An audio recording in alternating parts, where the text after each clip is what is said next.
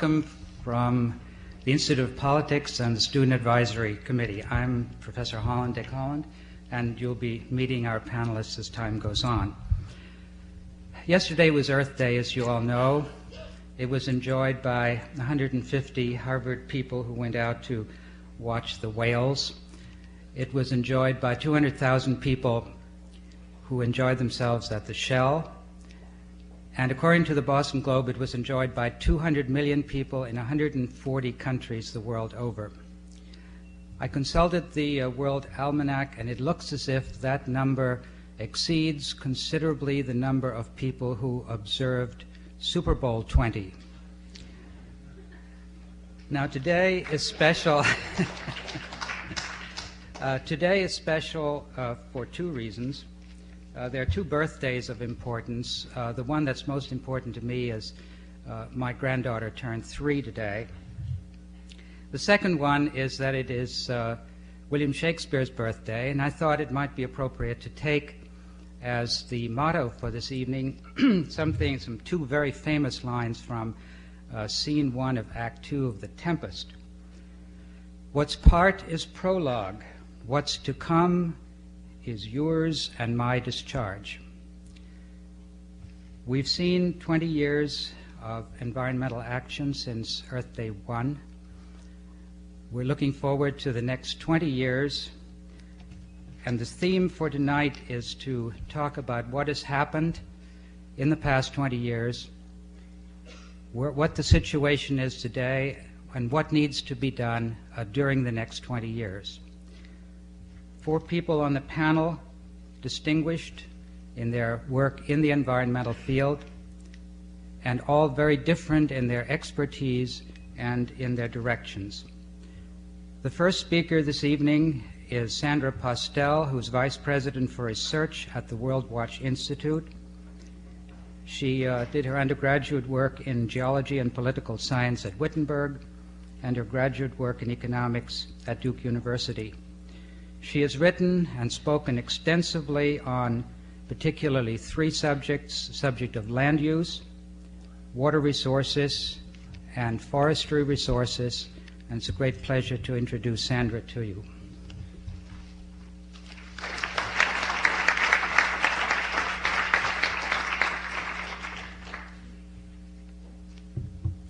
Thank you very much. I think the most basic lesson we've learned since Earth Day 1970 is that environmental concerns cannot be tacked onto business as usual decision making, that simply is not going to assure us a habitable planet. Now, for sure, we've achieved some successes. The Cuyahoga River hasn't gone on fire in recent years, neither has any other river to my knowledge, thank goodness. Here and there, we've tackled some important and troubling pollution problems. We've gotten pollution under control. Here and there, pockets of pollution. But as we look around the world today, it's very easy to see there are numerous signs that tell us that our current society is fundamentally unsustainable, despite all the dollars we've spent on pollution control since 1970. We're changing the climate on which our food-producing capability depends. We're losing on the order of 24 billion tons of topsoil, even as we're adding 88 million more people to the planet every year. We're burning and clearing tropical forests at a record rate, forests that harbor something like half of the world's species. And we're depleting the ozone layer, which protects all earthly life from ultraviolet radiation. It's very easy to see that the current society we have organized is fundamentally unsustainable. What's not so easy to see or to envision is a society that is sustainable, a society that's living within its means, that is not eroding, constantly whittling away at its ecological capital, moving toward environmental bankruptcy, a society that is living within its means. It's not easy to envision this kind of a society because there currently is no model of an environmentally sustainable economy. We can't look out into the world today and point to a country, a province, a state, a community even, that is sustainable, that is meeting the needs of its people without jeopardizing the prospects of future generations. So one of the tasks we undertook this year at the Institute was to basically ask ourselves the question, if the world should succeed in achieving an environmentally sustainable global economy, what would it look like? How would it function? Where would it get its energy from? What would land use patterns look like? What would transportation systems look like? How would we feed the world's population? What would it look like?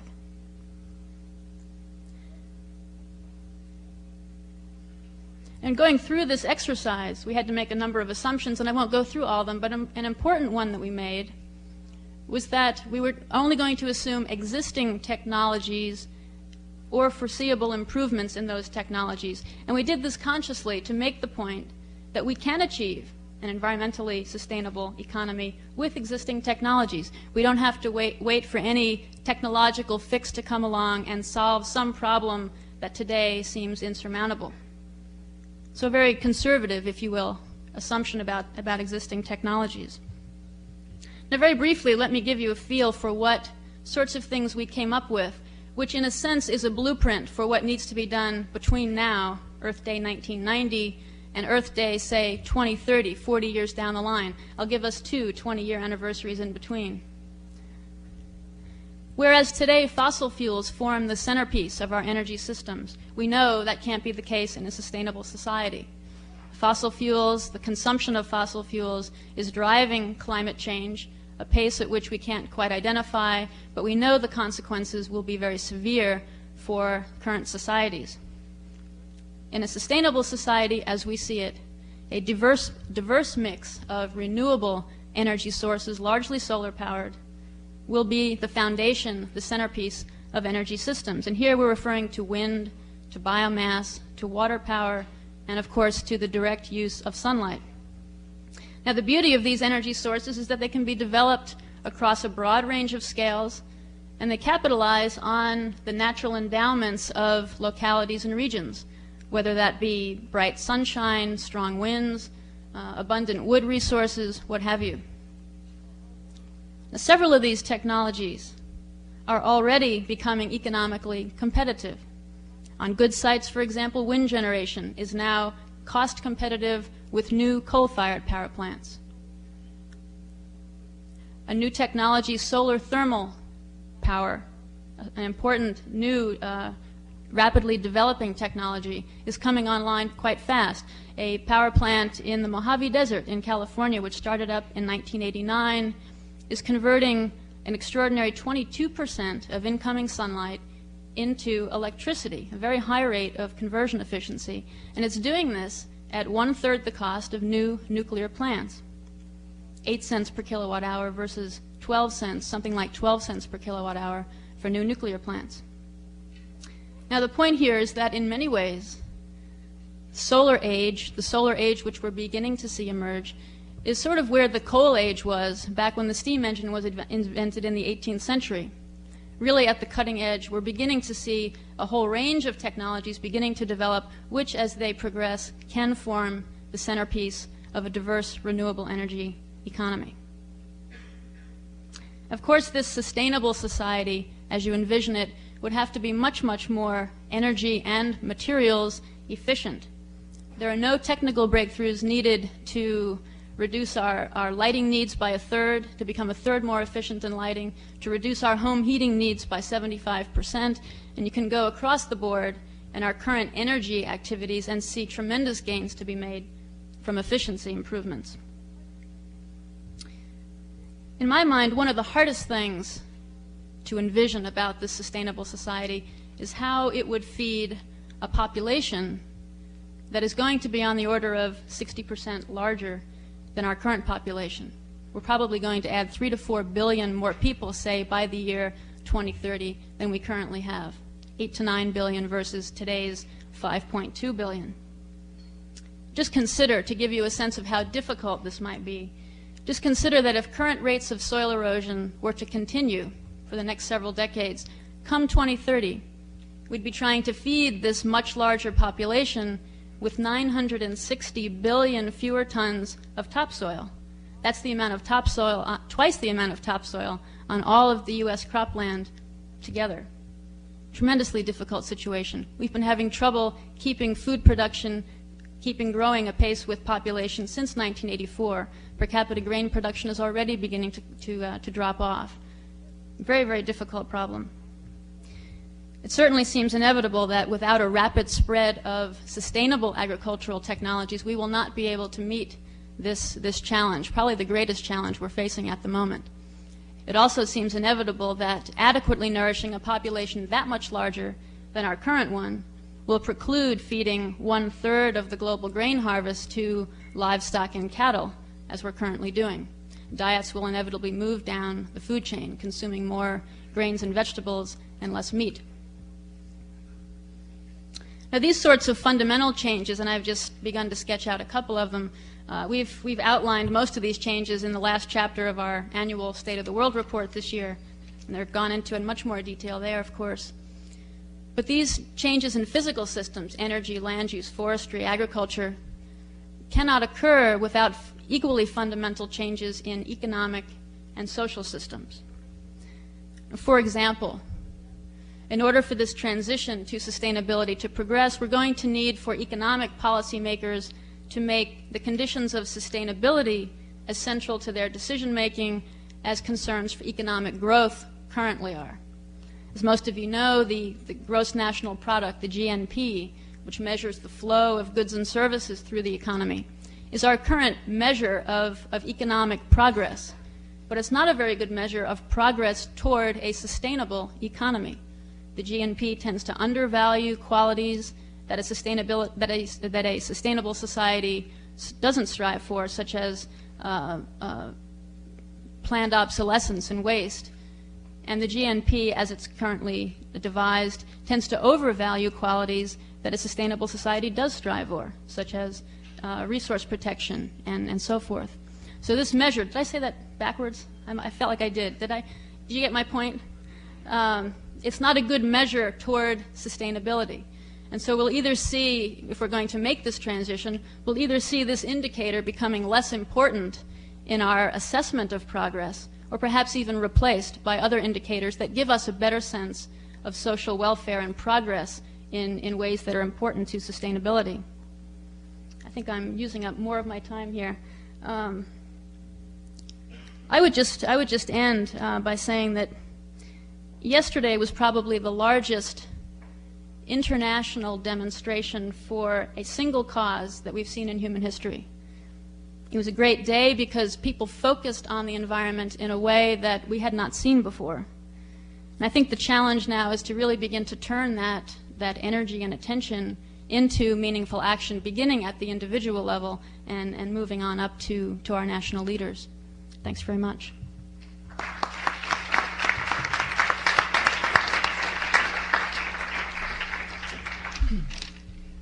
Our next speaker is Jason Clay, Director of Research at Cultural Survival. His education was local, Harvard, London School for Economics, and Cornell. His focus has been on human rights, peasant agriculture, the relationship between world systems and local production, rainforests, nutrition and national development, ethnic persecution and refugees, and he has worked all over the world in Brazil, in Djibouti, Mexico, Rwanda, Sudan, and Uganda. Jason.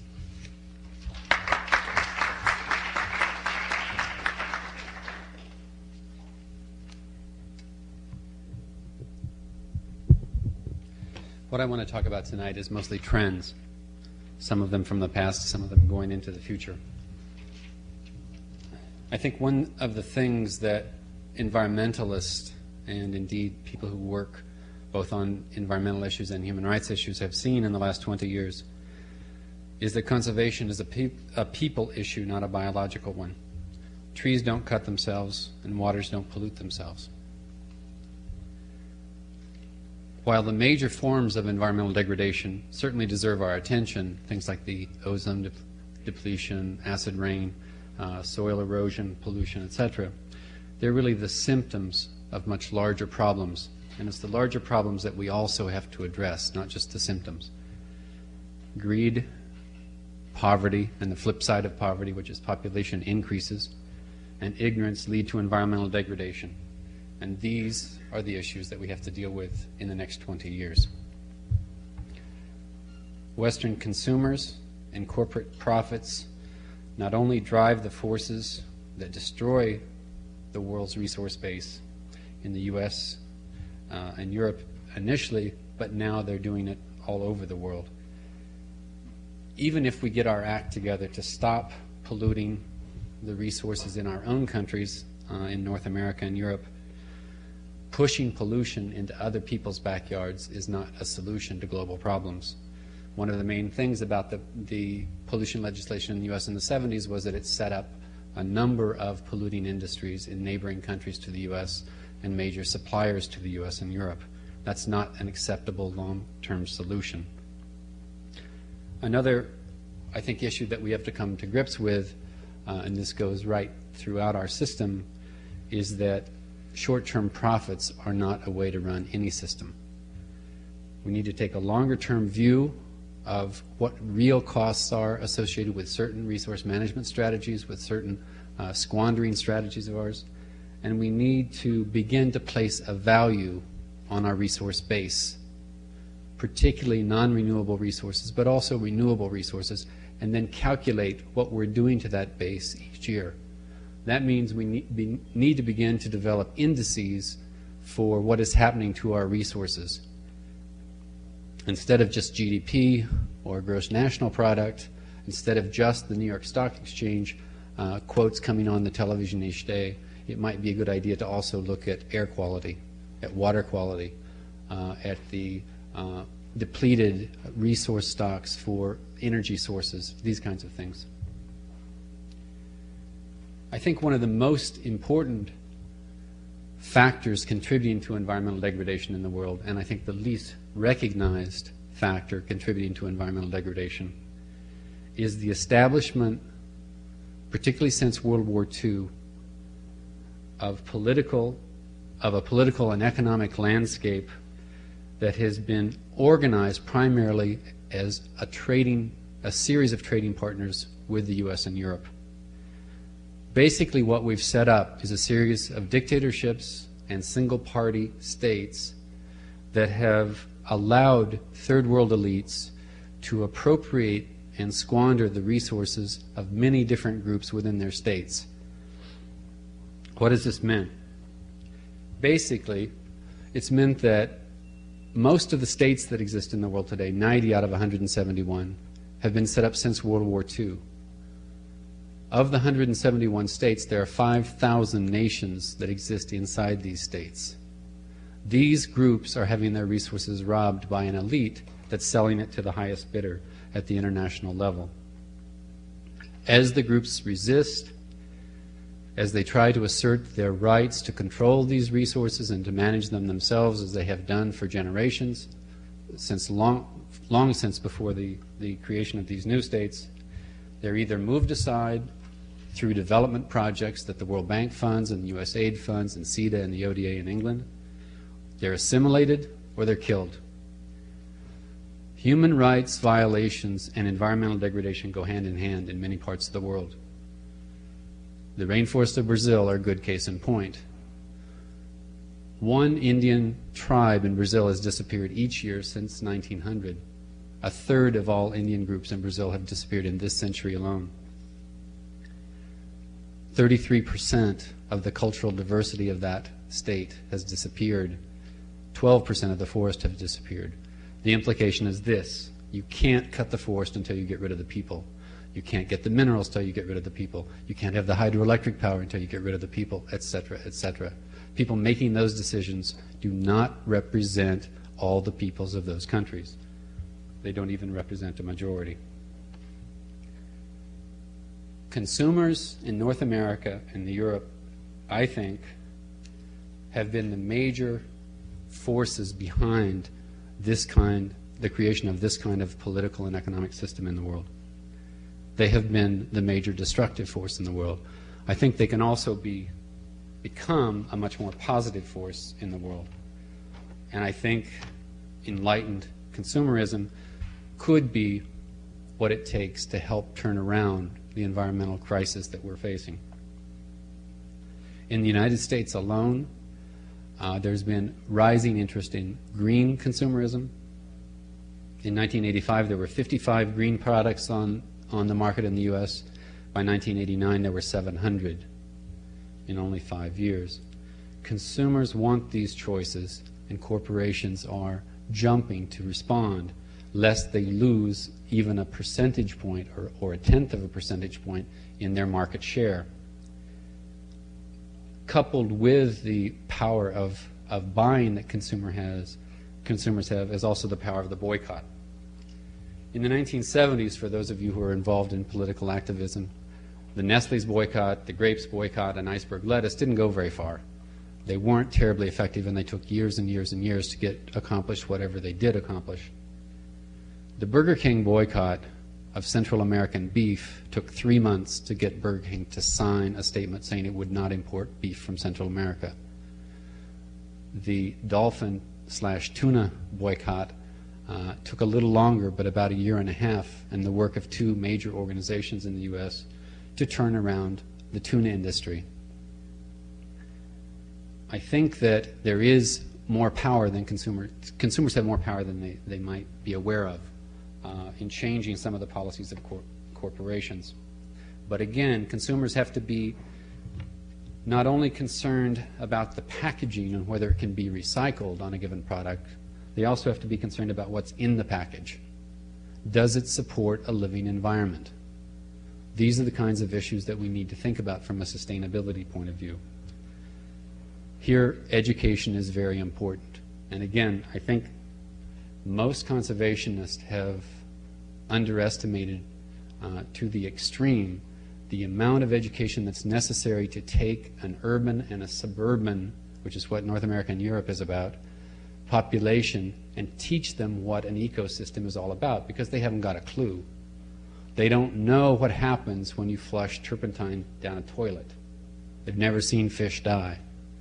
They don't know what happens when you throw battery acids out on the rain gutter. They don't have any idea of the relationships between their actions and the environment.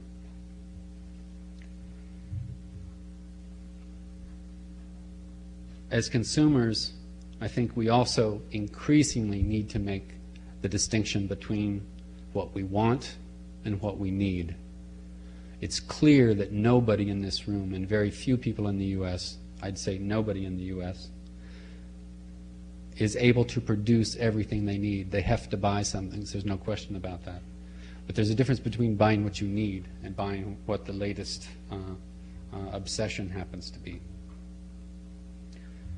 In a similar vein, I think we need then, as consumers, to begin to look at renewable resources and think about the base that we're drawing our products from, how we can protect these resources from pollution, and how we can restore these particular resources, and how we can recycle these resources that we are using.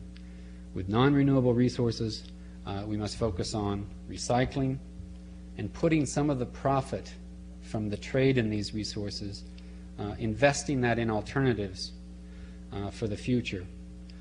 For example, energy profits today must be taxed, and that doesn't just mean a government taxing it, there are other ways to do it, to produce the energy bases for future generations. This is using these kind of non-renewable resources is taking money from a bank and not paying it back. We've got to begin to put something back into the system. I think in most parts of the world, and in fact in Eastern Europe and the Soviet Union, I think you see this very clearly, local groups are demanding autonomy to make decisions about how to manage local resource bases, because what they see happening is that when they turn this power over to the state, it doesn't work. That's true of local groups in the United States. It's also true of Indians throughout the Americas, and it's true of many tribal groups in Africa and Southeast Asia. Turning the decision-making power back to those groups whose very future depends on maintaining those resource bases is very important. That's not to say they don't need information. It's not to say they can't make mistakes. But it is to say that if their future as a group is going to be guaranteed, we need to turn these decision-making powers back to them. And now just a word of caution, since the next speaker is going to be talking about some of the laws, I think, relating to environmental issues. I would say we have to be very careful about legislation as a remedy to environmental degradation. Let me give you two reasons why. The human rights legislation that has been passed both nationally and internationally now is probably stronger than it's ever been in the history of the world. And yet the 20th century has been marred by more genocides, more ethnicides, and more ethnic and human rights violence perhaps than any century in history. Okay, so legislation is not necessarily the answer. Likewise, the International Law of the Sea, which was in part at least supposed to control access to fragile estuaries and offshore fishing, in fact, has led to the degradation of most of these fishing areas as states take over decision-making powers that used to be controlled by local communities who depended on the fish that they caught from these areas year after year. I think I'll stop there because I'm probably over too. Dropped the bomb in my life.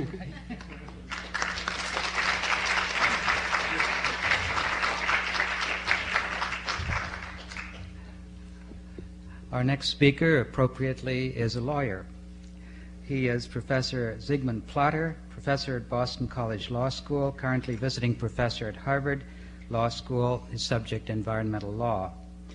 Did his undergraduate work at Princeton, Yale Law School, University of Michigan Law School, and has been interested and worked in a large variety of areas in the law: administrative process, property law, land use, environmental law, legal problems in developing countries, and he has advised a number of governments.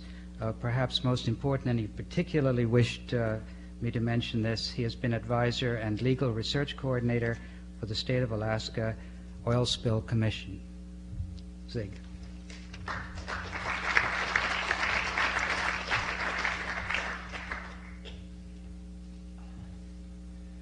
Thank you, Mr. Chairman. When I first heard of this forum, I wanted to come and talk globally about environmental policy, but the chairman told me he wanted me to talk about law and lawyers, and said that actually some people would be quite happy if I addressed the topic, law and lawyers and environmental quality. Are lawyers a plague or a pestilence? And I wanted him to mention Alaska because, indeed, one of the things that struck me in the wake of the Exxon Valdez spill was the rapid mobilization of attorneys all over the country racing to that poor state's defense. 1,000 attorneys were immediately involved in the 2 months following the spill. Now more than 150 lawsuits have been filed, and it starts to resemble a carnival that one doesn't feel all that proud about as they rush and tumble seeking to recover dollars for physical injuries and economic injuries. But I think I can make something both global and legal out of this evening, and perhaps make those 1,000+ attorneys at least part of a benign, attractive alternative for the development of human society. Globally, let's talk this way. It really is extraordinary, isn't it, to look around at the world leaders who have announced that they are environmentalists. Mikhail Gorbachev, Edward Shevardnadze took a leading role, Margaret Thatcher, Mitterrand, Rajiv Gandhi, and even a Republican who now is President of the United States. So that it seems to me that the world is recognizing that environmental policy is not just a fad, it's not just frivolous, it is essential.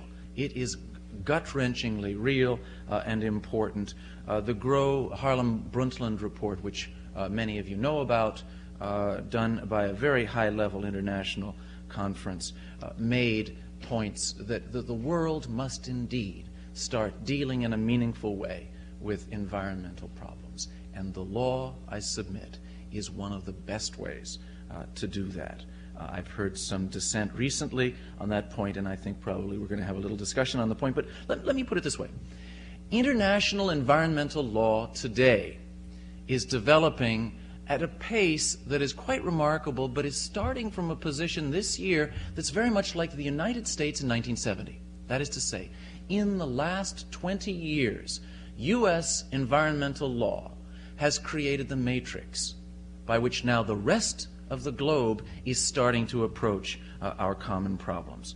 I think it's important to note that law is part of the answer, and U.S. law is probably going to be the dominating model for better or for worse.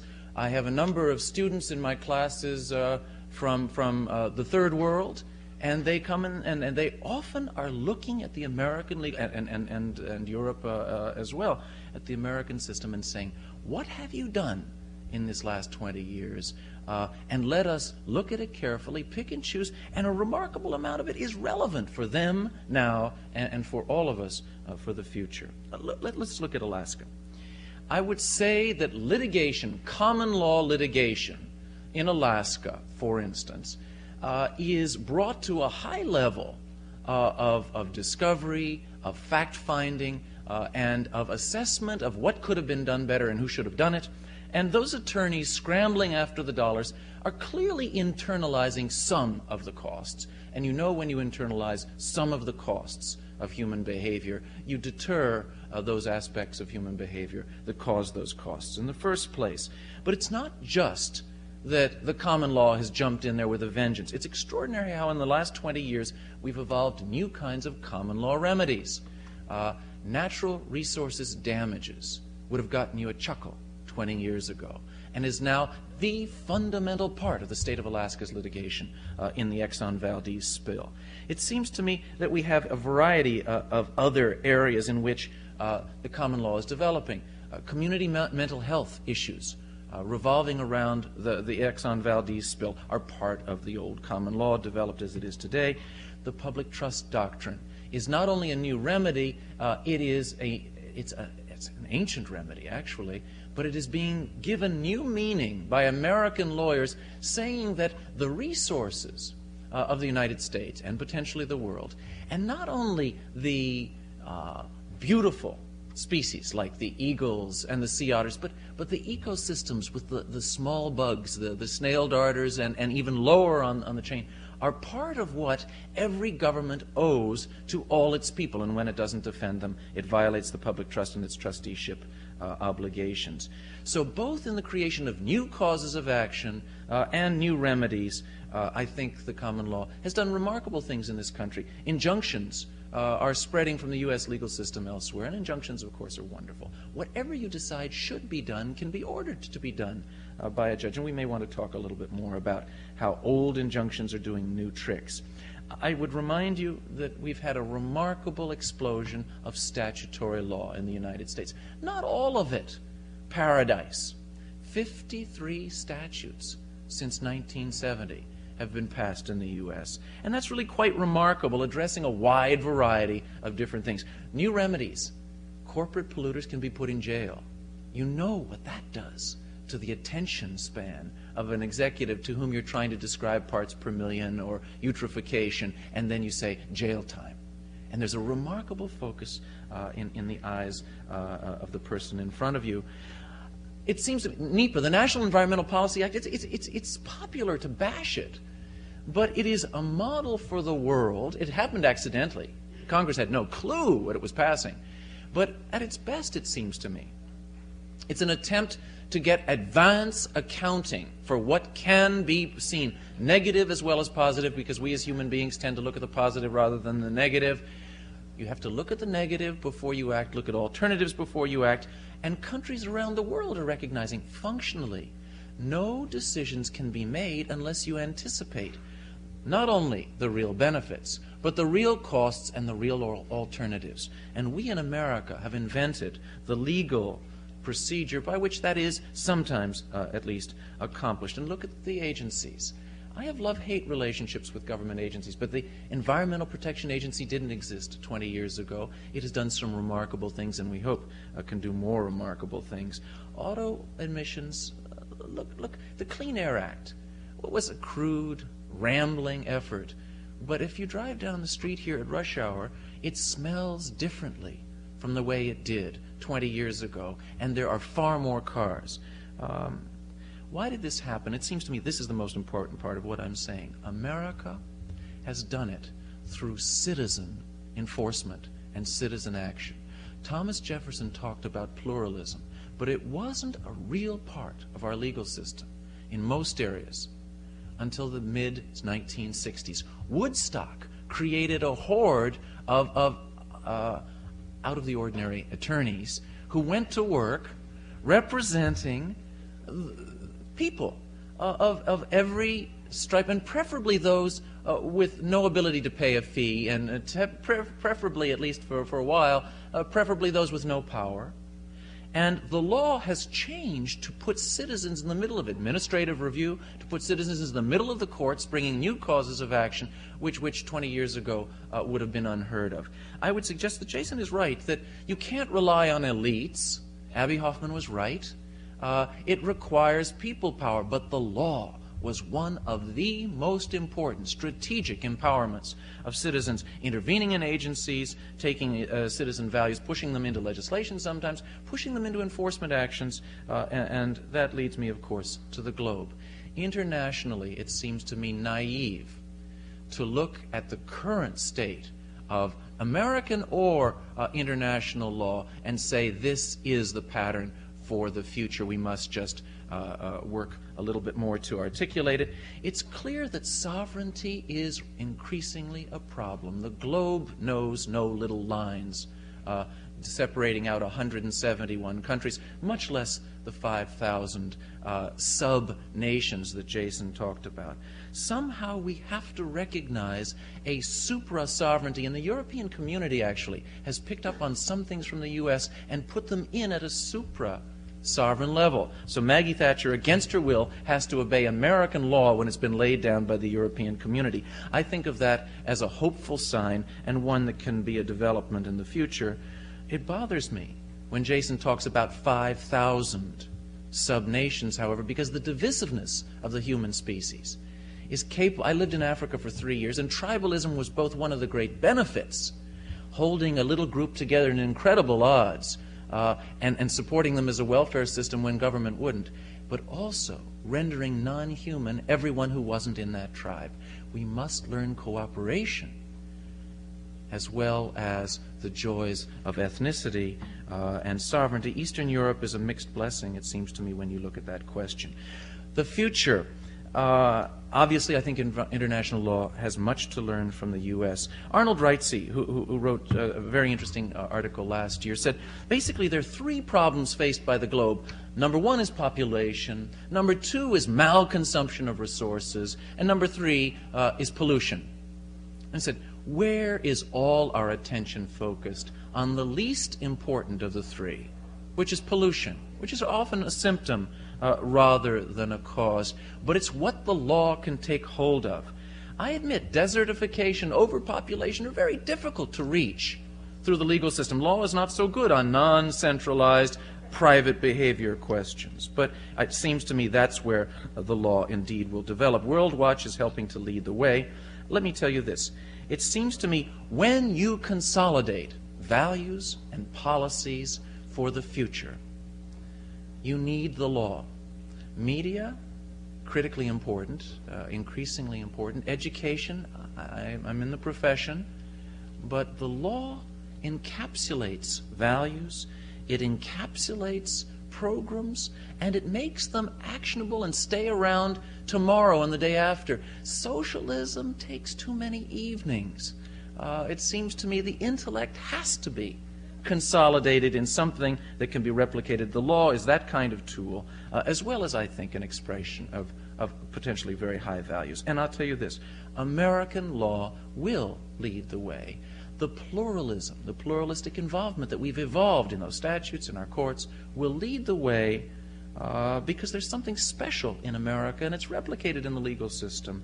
I suspect that we will continue to lead the way, warts and all.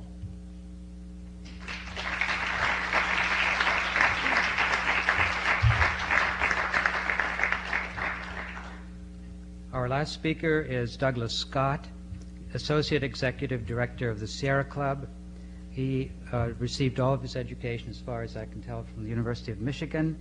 He is currently in charge of the conservation programs for the Sierra Club, and he's in charge of public communications for the Sierra Club as well. In addition to the work for the Sierra Club, he has been a major factor in the enactment of the Hells Canyon National Recreation Area and Wilderness, Oregon and Idaho, in the expansion of the Olympic National Park, expansion of the Alpine Lakes National Recreation Area and Wilderness. He's also been very instrumental in the drafting of several wilderness statutes, and it's a great pleasure to introduce him to you.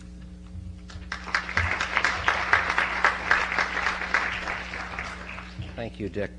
I'm going to spend my time suggesting a small list of the accomplishments and encouraging and positive things to be said about the current state of the environmental movement and environmental politics broadly conceived in our nation today, and then a few things about its limitations and its foibles and its weaknesses.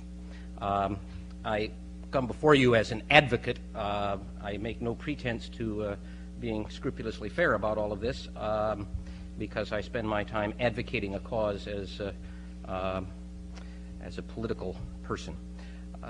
Today we can celebrate, on the day after Earth Day 20, the enormously greater public concern about the environment than anyone could have imagined 20 years ago. As one of the organizers of the original Earth Day, I know how little we thought was possible. Our original theory was that some sort of teach-in might occur in the spring of 1970 on 40 campuses across this country. And of course, a great deal more happened than that, and yesterday was something else again. Not only is there greater public concern, greater public commitment that this issue is of enormous priority in the public debate and in the concern that motivates people, but there's a steady progress, I would assert, in the base of knowledge from which the majority of people are operating. The concern is more wisely founded, at least in some degree. The knowledge of complexities of ecological connections. John Muir said everything is hitched to everything else, and we are being forced, all of us, to contend with that increasingly as pollution problems beset us. And I think we can take great satisfaction in that greater base of knowledge. The professionalization of environment in the workings of government and business and our society as a whole. There are, as there was not 20 years ago, there are tens of thousands of people who earn their living looking out for and promoting the interest of the environment in jobs on congressional staffs, in the Environmental Protection Agency and state agencies like that, and also in all manner of businesses. Now, some of them I find myself across the table from on more than one occasion, but the fact that there are so many people whose training and whose skills and whose knowledge base is professionally organized around this subject is extremely encouraging, and especially encouraging at the state level of government, where so many of the issues, energy conservation, the actual enforcement of most of the much vaunted federal pollution statutes, come down to the capacity of state governments to enforce and to research and to monitor. And there's a whole profession there that didn't exist before in any great degree. And of course, there's the environmental movement of which I'm part. It's burgeoned unbelievably. As many fail to recognize, there was an environmental movement before April 22nd, 1970. In fact, the Sierra Club will celebrate its 100th anniversary in 1992 and has been, along with lots of other organizations, working in these trenches in one way or another for a long time. But in the last 20 years, there's been an explosion of organizations of every kind, national organizations, international organizations, state, local, ad hoc, coalitions, specialist groups, generalist groups, research groups, activist groups. The membership in some kind of environmental advocacy organization in our society today is very large. in so many opinion polls that you have to start to believe it, something like 11 or 12 or 13% of our fellow citizens identify themselves as environmental activists. Now, I dare say there's a great diversity in what they mean by that, but nonetheless. In the environmental movement, organizations, just to take the example of the Sierra Club, when Ronald Reagan raised his right hand to be sworn in as President of the United States in 1981, the Sierra Club had 180,000 members organized in 200 local groups around this country. Today we have 566,000 members, growing very rapidly, and we are on the verge of having 500 local groups, so every sizable community in the country. And the same can be said of the Audubon Society and the Wildlife Federation and so forth. The depth of expertise in these organizations has grown immensely. The size of their staffs, it was possible in 1969 or 1970 to be on a first-name acquaintance and in some kind of regular communication with most of the professional environmental advocates on the federal level in Washington, D.C. and around the country. That is hopelessly impossible today. I work for an organization whose headquarters, thank heavens, are far from Washington, D.C., which lends us an enormous perspective that I value, except during earthquakes. And as a person who only visits Washington on a monthly basis or thereabouts, I am a stranger to most people in the environmental movement, and I find that very encouraging. These organizations are addressing themselves in one way or another to a much wider array of issues. The so-called old line issues of wilderness and forestry and saving wild rivers and stopping dams and all that sort of thing continue apace and are being pursued aggressively by far more groups than was true in 1970. But there are whole groups that specialize just in global warming and whole groups that specialize just in energy issues and energy conservation. And they know each other. And when a issue breaks out that really raises energy issues, though it looks at first blush like a public lands issue, the interaction between the organizations is very positive. The grassroots activism, these are not just, for the most part, the members of these organizations are not just coffee table conservationists. They do things. They go to meetings. They pass out material at county fairs. They mobilize for county commission meetings and town meetings and so forth all across the country. Again, my own organization, we've gotten into the wholesale business of bringing every year, hundreds of people selected by congressional district from the places that our lobbyists identify as the most crucial on whatever issue we're talking about to Washington. A whole portion of our Washington headquarters is set up to serve out-of-town, volunteer, non-professional lobbyists who are there year-round now. There's 27 of them there today working with our Sierra Club lobbyists on the Clean Air Act that the House will vote on momentarily.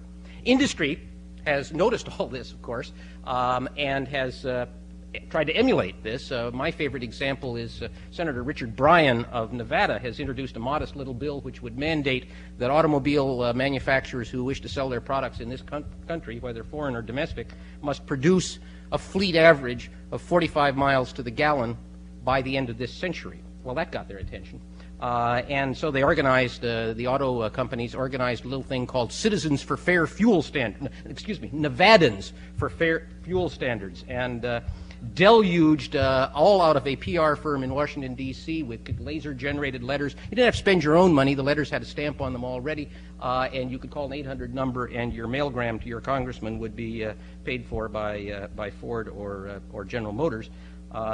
Unfortunately, someone sent a copy of this to Senator Bryan. He was most amused. The diversity of strategy and tactics in these groups. There are groups pursuing lifestyle and consumer issues, green consumerism. There's lobbying, media, litigation, public education, research, outings, consumer action, shareholder actions, electoral politics, the whole bit. And one could be very pleased by this record of growth and sophistication and impact, and I think the reasonably modest but important steps of progress that some of which Zig alluded to that these kinds of organizations have achieved. But there's some things amiss. The environmental movement in this nation and every other large Western society is remarkably white, remarkably upper middle class, and remarkably out of touch with the changing political base and economic base of not only our society but the world as a whole. We've got to do something about that, and we've got to do it in a big way. And it's not going to be by getting ethnic groups that have not yet seen the beauty of the Sierra Club calendars to want to buy them. It's going to become by adopting issues that speak to those people where they live. One of the most fascinating events that I participated in a while was the meeting just last month in Washington of the Sierra Club's entire board of directors at LaDonna Harris's home, with leaders of the Indian movement from all over the United States and Canada, and in particular with the Cree Indians from James Bay, who are fighting so hard against the plans of Hydro-Quebec to provide your energy here in Cambridge by drowning not only the natural environment but the home of the Cree Indians. So we've got to do far more than we've done to diversify our base and to represent a very different and broader slice of society. Our groups are getting very large, our staffs are getting very large, management of all of those is no longer something that can be left to people who learned it by the seat of their pants, and so we have administrators and CEOs and all of that sort of thing. And the potential of even something as wholesome sounding as the Sierra Club or the Wilderness Society to become incredibly bureaucratic and remarkably rigid in its view that it's right and its method of proceeding is presumably the only one is very great, something to be watched out for. We've followed in the pollution field an approach of command and control regulation. You will meet the following pollution standards by the following dates, which has been, however lucrative for Zig and his followers, incredibly disempowering to the average person. The Clean Air Act, whatever its merits are, is not good reading for any normal person, and very hard to get your hands around. Saving a wilderness area is a relatively simple matter, and when you get all done doing it and are celebrating, you have in your hand a 2- or 3-page statute that identifies a boundary and says what you can't do inside it on the federal lands. The Clean Air Act is a horse of a different color. We have not risen to the challenge of making the statutory laws that we pass user-friendly to environmental advocates. Now, we've worked on that. Citizen suit provisions that allow for the enforcement of the Clean Air Act and the Clean Water Act are very important. Landmark achievement in the right-to-know provisions of the Superfund law that require that chemical manufacturers and users tell the communities in which they're operating what they've got behind the fences and behind the signs on those fences, and that has empowered all sorts of local toxic action groups. Bigger chunks of issues are harder to get grassroots people around. Global warming, population control. We've got to rise to these challenges. We've got to help the public sort its way out of this sort of stuff. The PR diversions and confusions. Every day is Earth Day to American cattlemen. That's a good one. This one is, every day is Earth Day to American cattlemen except when we're setting the subsidy for grazing fees on the federal lands. Earth Day 1990, General Motors marks 20 years of environmental progress. I like the wording of this. Since clean air became a national goal, we've substantially reduced exhaust emissions. What they don't mention is how hard they fought to have clean air not be a national goal. This one I like. This is special. This is the Chemical Manufacturers Association. Handle with care, and here's the Earth. And then they've got a modifier. I would think that would be enough. If this was a Sierra Club ad, it would just say handle with care. Handle with responsible care. That's like reasonable balance that you hear from the White House these days. This one is even better because it says, we in the Chemical Manufacturers Association have been a prime mover in implementing the right-to-know provisions of the Superfund law about what chemicals are being produced and used in your neighborhood. Gosh, they're good citizens. They fought that tooth and nail, and they're fighting exactly identical provisions in the Clean Air Act this evening. Finally, I want to dwell on what I think is the two greatest weaknesses that we face and difficulties and challenges. Earth Day was great, but a lot of the people that celebrated and danced and went to the concerts are also and in a movement whose real role is not to save the Earth. That'll happen naturally. If only we empower people, if we help people find the way to speak effectively in consumer ways, as Jason said, and in every other possible way on these issues. Finally, there was a review of one of the thousands of books on environmental matters in the book review this weekend by Stephen Jay Gould, and he ends his review by saying, where is the will, where is the vision, where the coordination of all of this concern? Well, where's the leadership of the President of the United States? Issues of this kind, cry out for leadership that calls us to a higher standard. The higher standard that the White House has displayed, fortunately one of our Sierra Club lobbyists was hanging around the President's global warming conference that he had this past week, and he won't tell me how he got it, but he got it. He got the 2-page talking points that the cabinet members from our administration who were there were to use in dealing with the press. And the White House press office confirmed that this is in fact their and the Washington Post published the whole thing large enough so you could read it, which I greatly appreciated. Under the topic, debates to avoid, not beneficial to discuss whether there is or is not warming, or how much, or how little warming. In the eyes of the public, we will lose this debate. Better approach is to raise the many uncertainties that need to be better understood on this issue. We've got to have a higher level of leadership. We have struggled through this for too long, and in the 20 years since Earth Day, you'd think, with the brief exception of Jimmy Carter, that we could have expected at the most important position of leadership in our entire society, someone that would help us all rally to this cause more effectively. Thank you.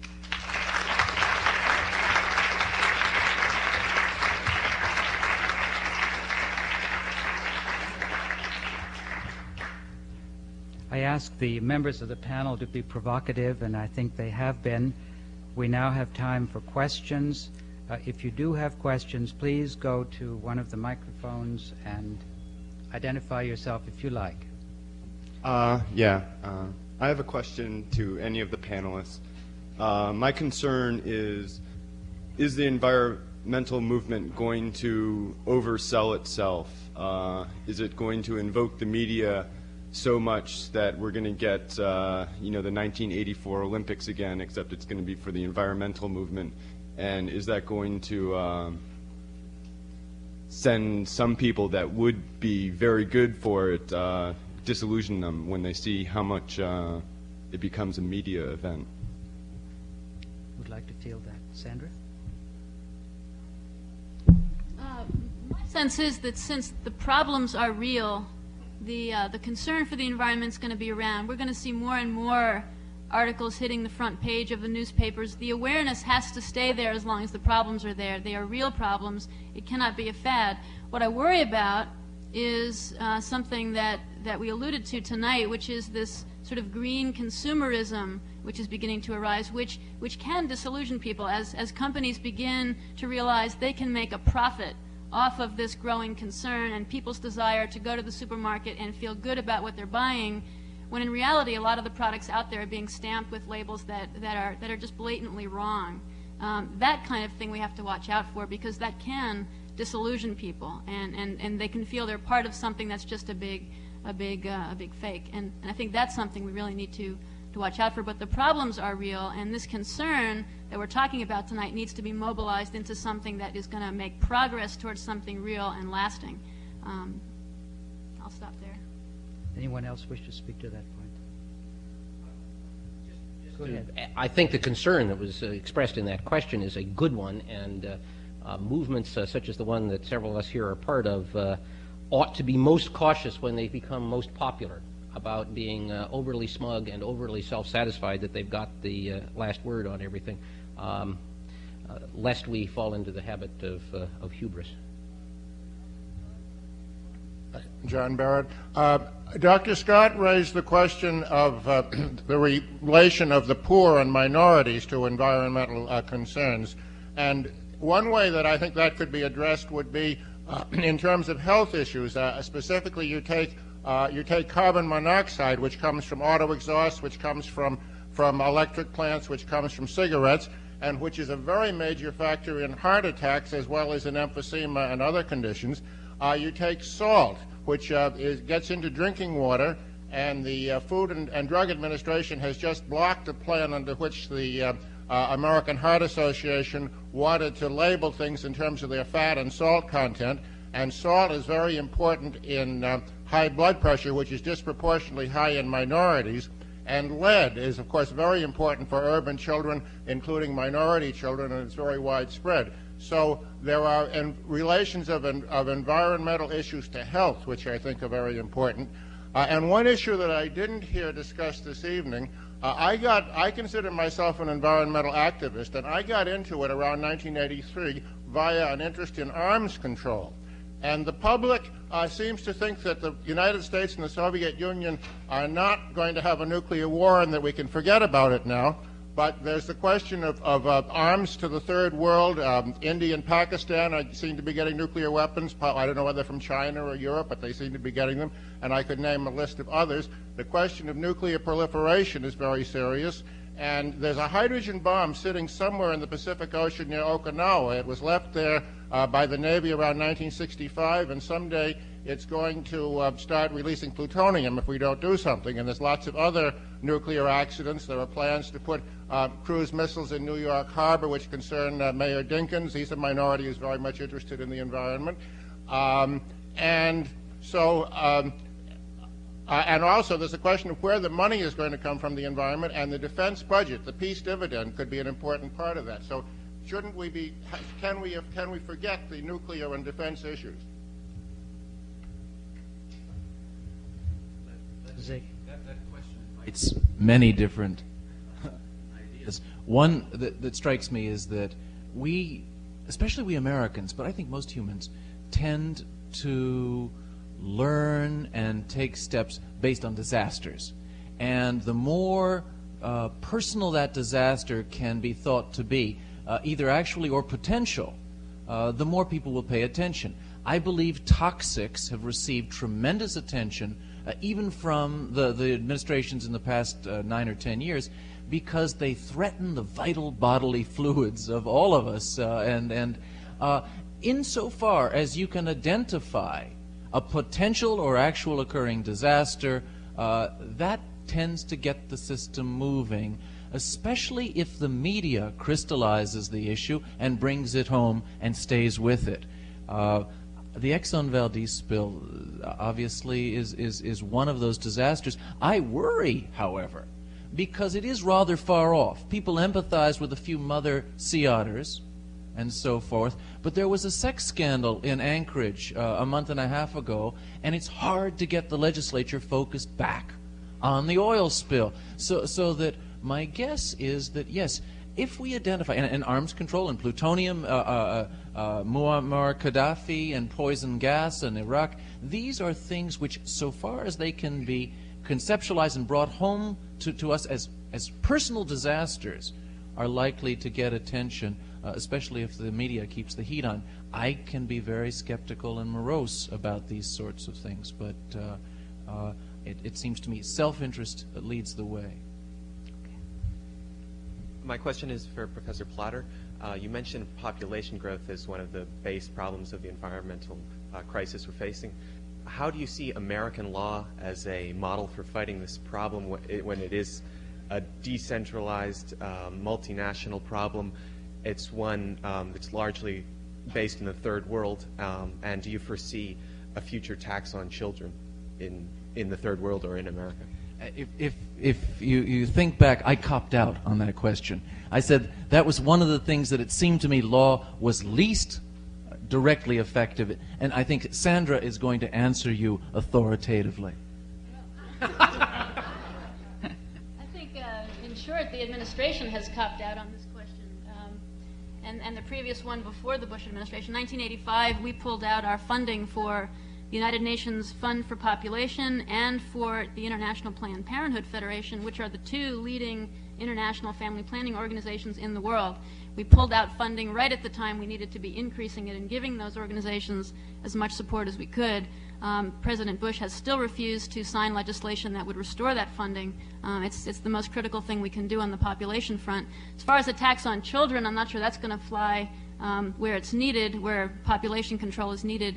The important thing to remember about the population problem is that probably half of the families of the couples not practicing family planning in the third world would like to do so. They just don't have the technologies to do it.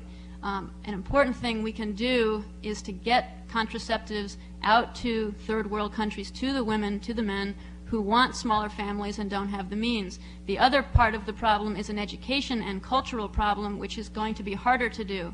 But there's a lot we can do in the meantime just by getting the technologies out there. Yeah. My I just add that we're just in the process of tripling the president's budget for international family planning assistance, and that is a practical thing that this society can do. I wish we were adding a lot more money to it, and that's something that everybody can write their congressman about all across this country, in Nebraska and all sorts of odd places like that, and make a difference on something that seems so inaccessible. Now, is it the final answer? No, but it's more than nothing. And that's extremely important. The policy that Sandra referred to is this nefarious Mexico City policy that says if you've ever thought of the word abortion, you can't receive any funding by the United States for family planning services. It's an absolute outrage, and it ought to be reversed at the earliest possible moment. The next question is from... Go ahead.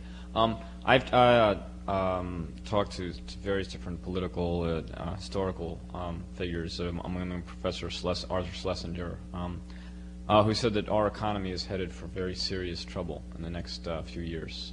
The legacy of the stock market crash and junk bonds and things like that. And that the political reaction to this sort of thing could very well be another New Deal along the lines of or Great Society sort of programming, increased legislation and regulation.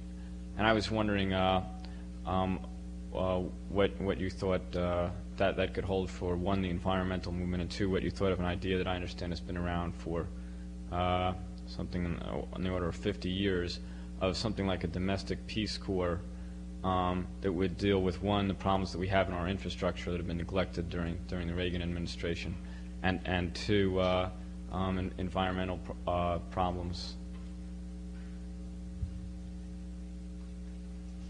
Start on that. It seems to me clear that we're on a cusp.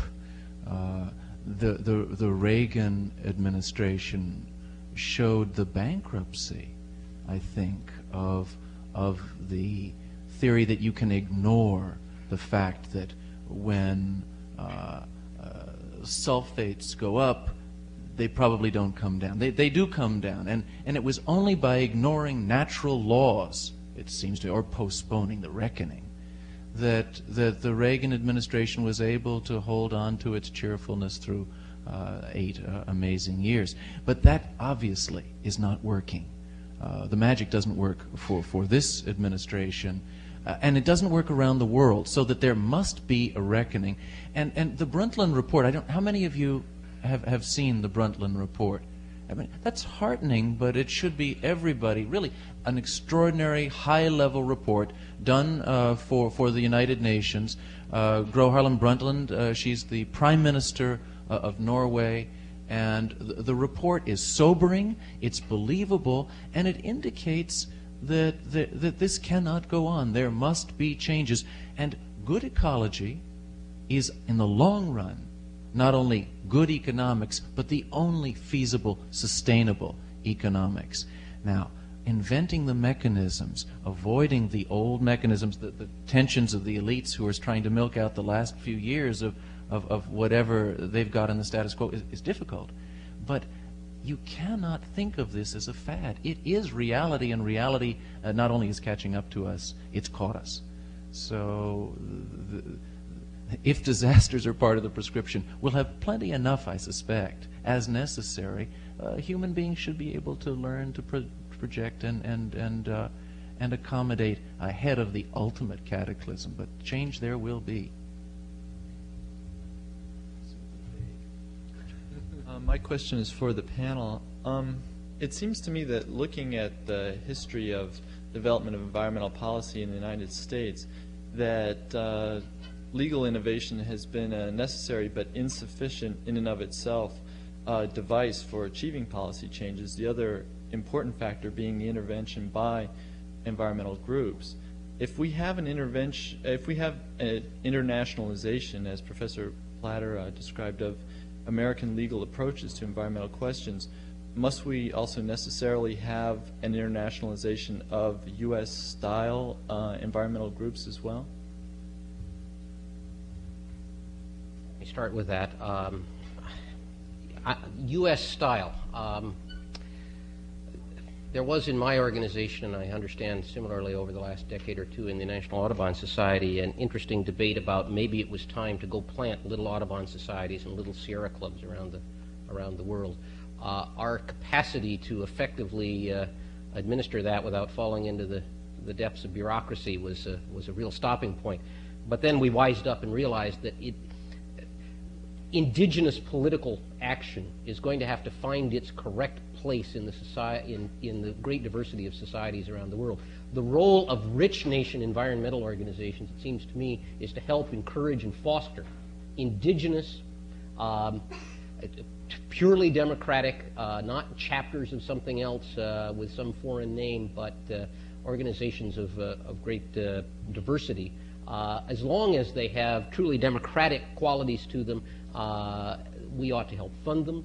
We ought to help encourage them. We ought to lend our assistance to them any way we can. You know, most of the environmental, or a great many of the environmental troubles around the world can be traced back to somewhere in our country sooner or later. If not our foreign policy, then the actions of corporations that are largely controlled here or in Western Europe.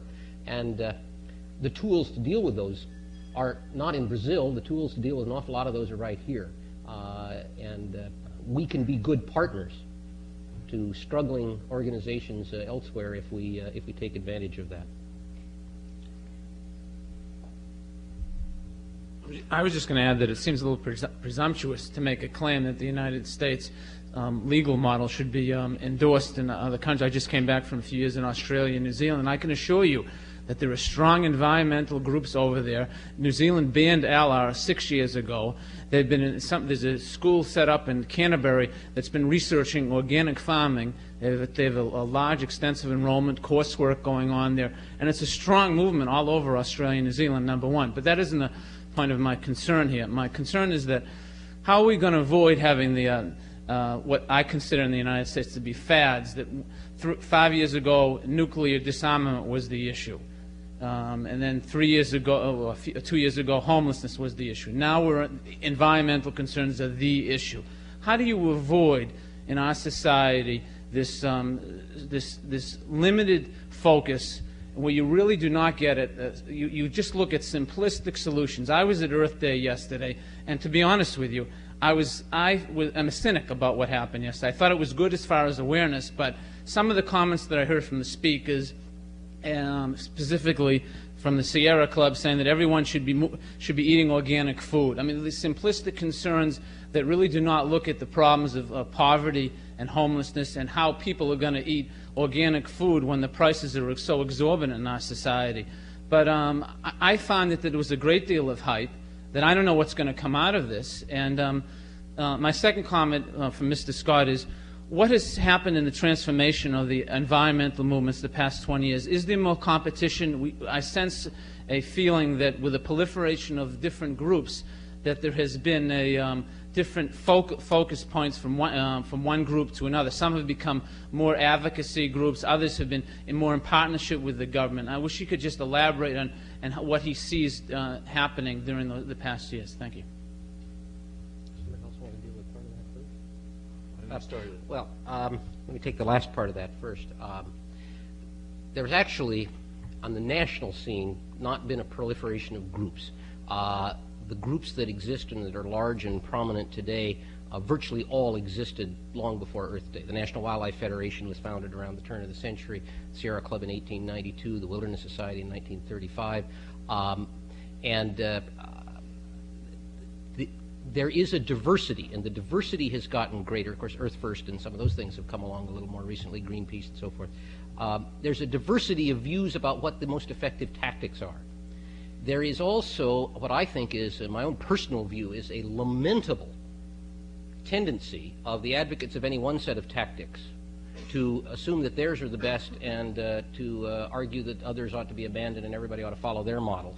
I think that the diversity of tactics is a good and healthy thing, and that to the degree we can in a movement which doesn't coordinate, we don't go off and plot someplace together, doesn't coordinate all that well, that diversity helps avoid some of the worst excesses that might occur if everybody fell into lockstep.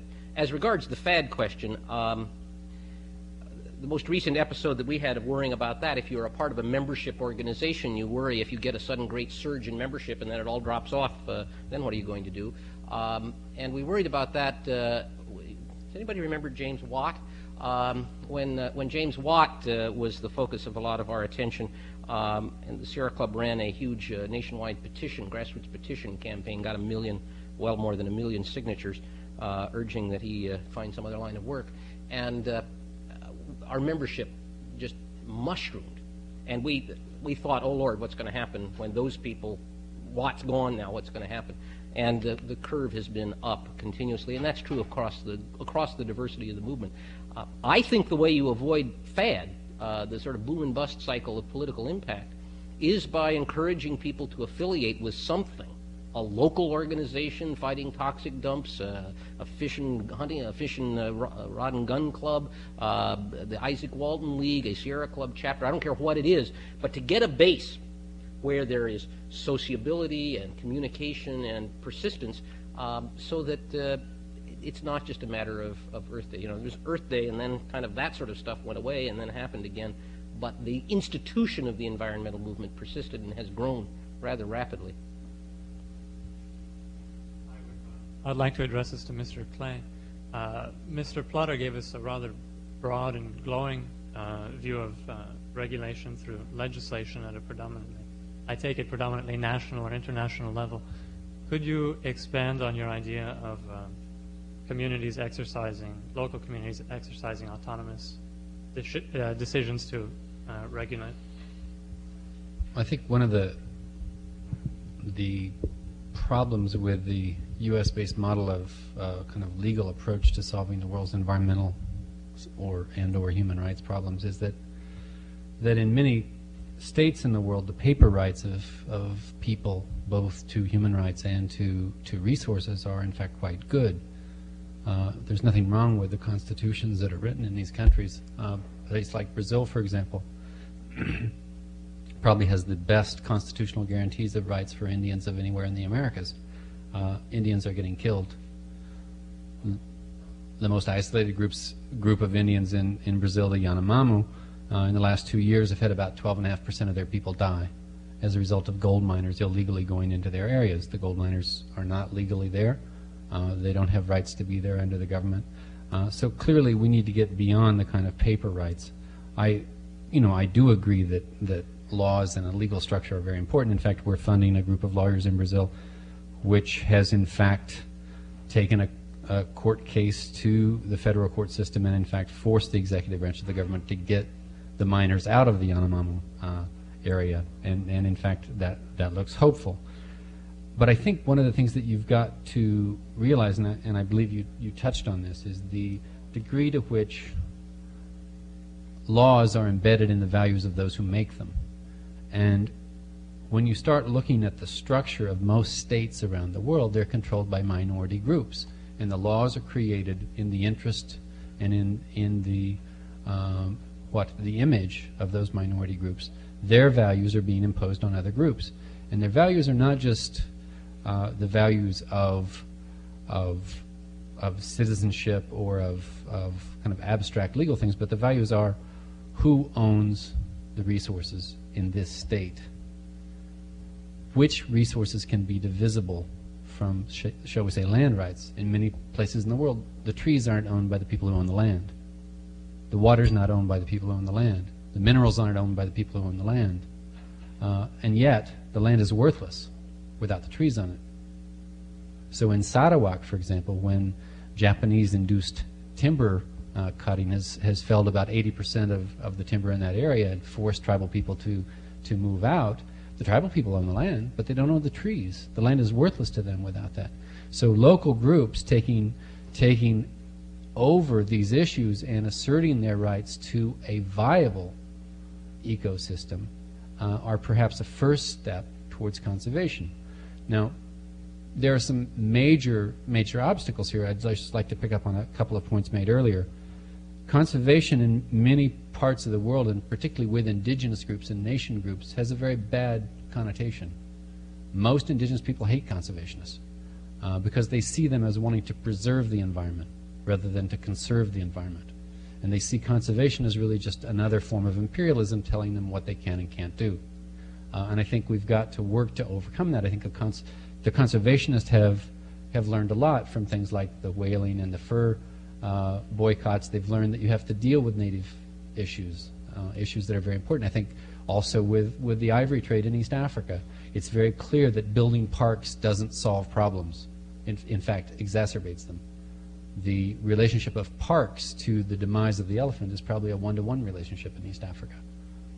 So I think we have to get a little more attentive to the needs of local people and use those local people and their values and their resource management strategies to conserve these resources for future generations. And that's why I think it's important to get the laws, customary laws, codified more and allow these groups to not become ethnic chauvinists, as was suggested earlier, but to become part of what I would say are meaningful confederations of people.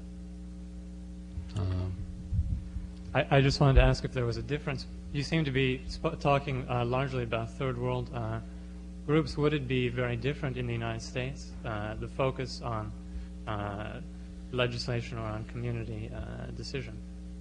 Well, first of all, there are Native Americans in the States, and I think you can use some of these strategies to work on their behalf. It's a little known fact that Native Americans in the state of Oregon, for example, have collection rights for non-forest products to half of Oregon's remaining forest. If those forests are cut, they can't exercise those rights. That's a legal strategy that you can use to stop cutting in Oregon right now, okay? Because it's a violation of treaty rights that these groups have from a long time ago. But in the states in general, I think the strategy has to be much more to work with local people around local issues.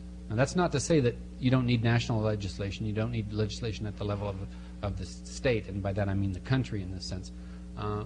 But still, if that is going to be meaningful at the local level, you've got to have local groups that are monitoring it, that are watchdogs for what they define as an acceptable environment to live in. Could I say a little bit more on the Brazil example? It seems to me that I was certainly not arguing that the U.S. legal system should be cloned and applied overseas. But if you look at, I just finished an article on the World Bank. The World Bank has had its consciousness raised by pressures brought to bear by altruistic bullies in the developed world with allies, the citizens groups that Jason is talking about, often organized, as Doug was talking about, through the funding and sponsorship of American groups, putting incredible pressure on the World Bank and on domestic nations.